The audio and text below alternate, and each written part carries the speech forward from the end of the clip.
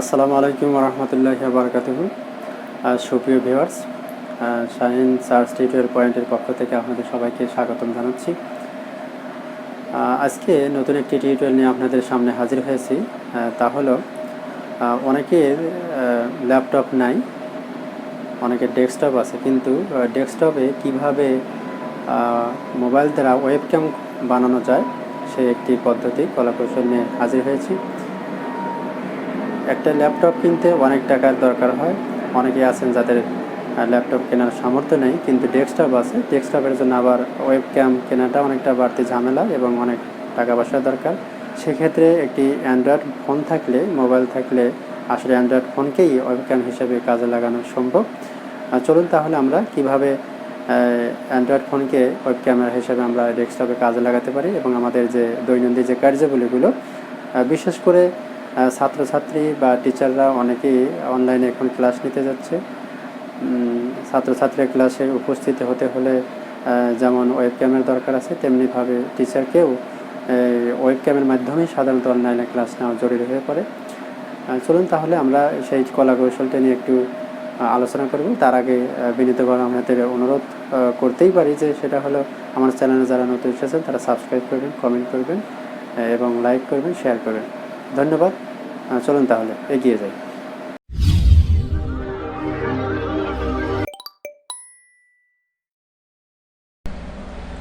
তো সুপ্রিয় ভিউয়ার্স, আপনারা যদি অ্যান্ড্রয়েড ফোনকে ওয়েবক্যাম হিসেবে ব্যবহার করতে চান ডেস্কটপে, তাহলে ফার্স্টলি আপনাদের যে কাজটি করতে হবে, অ্যান্ড্রয়েড ফোনে প্লে স্টোরে গিয়ে আপনাকে লিখতে হবে ড্রয়েড ক্যাম, DROID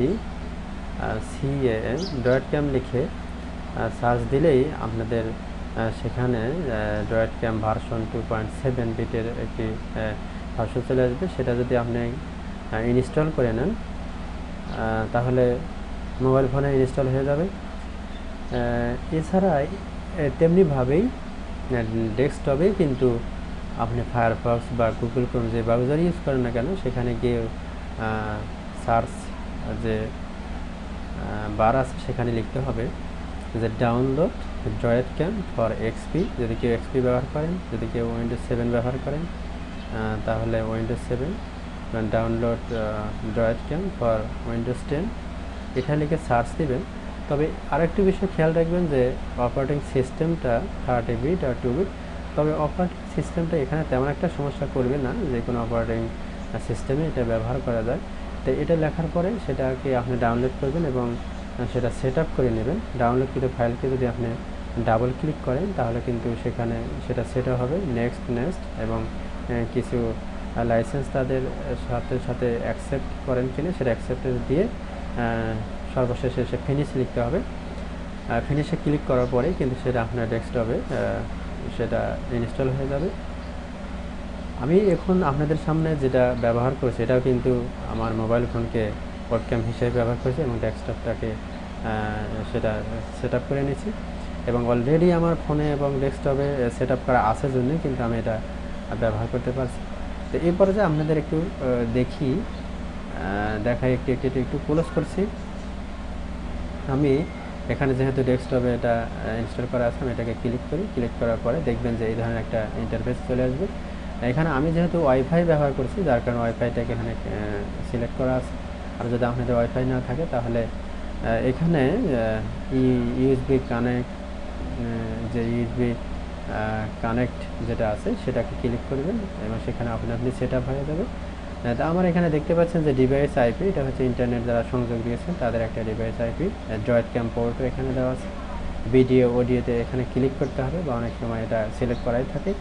আমি যদি স্টার্টে এভাবে যদি ক্লিক করা হয়, আপনারা যদি ক্লিক করেন তাহলে দেখতে পাবেন যে আপনাদের অ্যান্ড্রয়েড ফোনটা ডেস্কটপে ওয়েবক্যাম হিসেবে চালু হয়ে গেছে। প্রিয় ভিউয়ার্স, এভাবে আপনারা চাইলে আপনারা ওয়েবক্যাম কেনা ব্যতিরেকেই আপনাদের ডেস্কটপে আপনাদের মোবাইল ফোনটাকে এভাবে কাজে লাগাতে পারেন এবং ভিডিও বা রেকর্ডিংয়ের যে কাজগুলো আপনারা কিন্তু করতে পারবেন।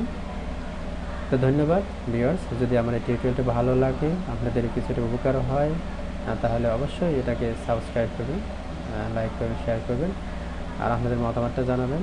আবারও দেখা হবে কোনো একটি বিষয় নিয়ে, কোনো একটি টিউটোরিয়াল নিয়ে। ততক্ষণ পর্যন্ত ভালো থাকবেন। আপনাদের সার্বিক মঙ্গল কামনা করে আজকের মতো তাহলে এখানে শেষ করছি। আল্লাহ হাফেজ।